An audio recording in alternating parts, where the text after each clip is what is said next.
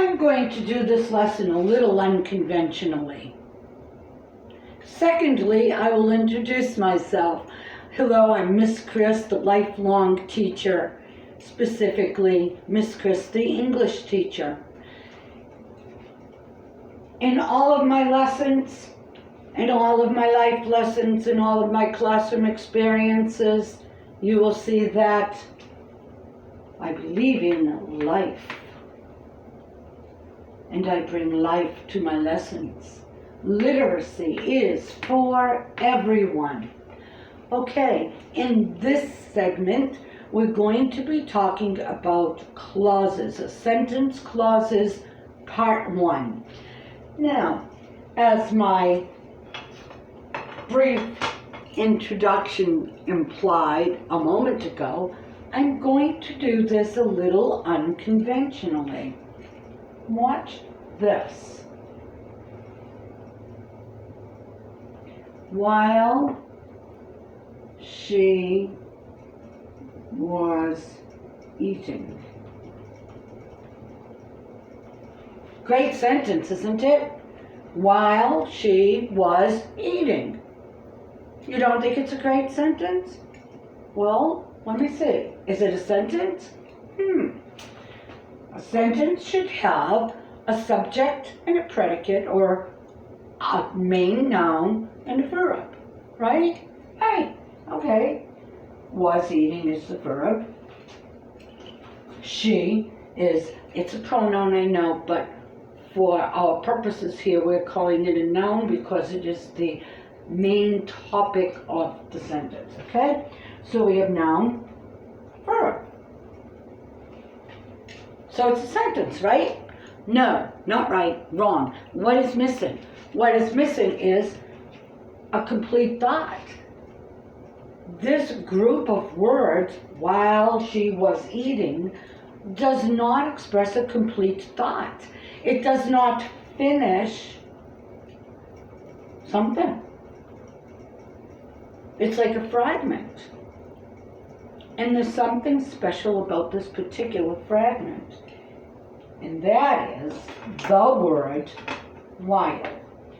The word while falls into this particular list of words, which I would strongly suggest you memorize, but at least, I know some people get scared about that word memorize, don't worry about it. Familiarize yourself with these words, okay? Be aware that this group of words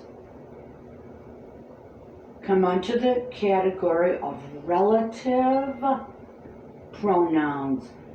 Oh, you've heard of those, but you weren't quite sure what they were, or how they were used, or when they were used. Welcome to finding out how, when, where, and why relative pronouns are used and are important. Okay? First of all, let's break it down a little bit. When you hear the word relative, what do you think of? Your aunts, your uncles, your parents, your siblings, your cousins, people who are related to you, connected to you. I'm going to avoid the word connected so that we don't get confused with conjunctions. Okay? So we're going to talk about related, relative pronouns that relate a clause that does not make a complete thought by itself to the rest of the thought, which will be an independent clause. Back up, Miss Chris. What we have here is a dependent clause, also known as a subordinate clause. I'm going to erase that word independent because that was throwing you off. Okay, and that would have been the more conventional way to do this, would have been to start off with an independent. But you can clearly see that this group of words, which we're calling a clause, does not make sense by itself, although it is comprised of a subject and a verb. But it's not a sentence. It is a clause, a group of words that cannot stand by themselves. This group of words needs a relative pronoun and some more information. So let's have fun with this. Let's complete this. While she was eating, I'm going to leave that as the end of the sentence because later we'll talk about where else it can go. So I'm going to say, Miss Chris was talking. Forget about this for now. Miss Chris was talking. Is that a sentence? Was talking is a verb. Miss Chris is a noun. Does it make sense? Miss Chris was talking. Does it express a complete thought? Does it give us a pretty complete picture? Yes. Can we put end punctuation there? We sure can. Miss Chris was talking. A simple sentence, one independent clause. So see, this is a clause also, but this clause is a sentence. And it is called an independent clause because it can be all by itself. It doesn't need anything else. We could add more information to make it more interesting or more descriptive, but it doesn't need anything else. We could say, the lovely Miss Chris was talking up a storm. But we don't need all that. We have a complete thought, independent clause. Now, I want to add a dependent clause to make a complex sentence. Remember, complex means having many parts, not being very difficult. Okay? Complex, having many parts. We want our sentences to have more parts because we want it to be more sophisticated. We want more sophisticated language, more sophisticated communication. So now we can take the end punctuation out because this sentence isn't ended yet. And we can add another clause. Miss Chris was talking while she was eating. Period. Well, I don't talk while I eat or eat while I talk. Usually, I don't.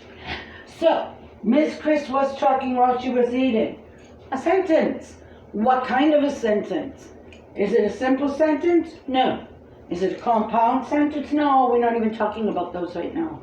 It is a complex sentence because it has many parts, and those parts consist of at least one independent clause and at least one dependent clause connected, I said I wouldn't use that word, bridged together, attached through the use of a relative pronoun which relates them together.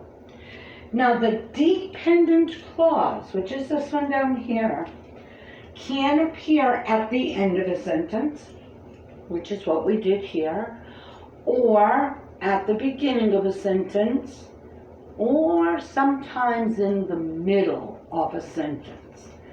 Now, let's go with the beginning of a sentence, because we did actually begin with this clause, didn't we? So if we wanted the sentence to begin with while she was eating, we're going to do this. Oh, I don't really have to change that because that'll still be a capital. While she was eating, no period, it's not done. Now when I say that, when you hear that, when you read that, don't you automatically pause while she was eating? Yeah. What? What else? What? While she was eating, birds were flying around her head. While she was eating, a storm began outside. While she was eating, the lights went out. Oh, in this sentence, it's while she was eating, pause, have to think of what the rest of the sentence might be. While she was eating, comma, Miss Chris was talking, period. simple sentence turned into a complex sentence, which began with the independent, or otherwise known as subordinate clause, introduced by a relative pronoun. Although that wasn't too complicated, there is more to this story. I told you, but didn't show you, about the subordinate or dependent clause appearing in the middle of a sentence. We'll leave that for segment 2 of sentence clauses. I do hope that this has clarified some of the mystery to you. I do hope that you now are fairly certain of the difference between an independent clause and a dependent clause. And I mostly hope and pray that you will familiarize yourself with the relative pronouns which introduce a dependent clause. And remember, where there is Miss Chris, the lifelong teacher, there is a life. Literacy is for everyone. You can do it. Tune in again. Thank you.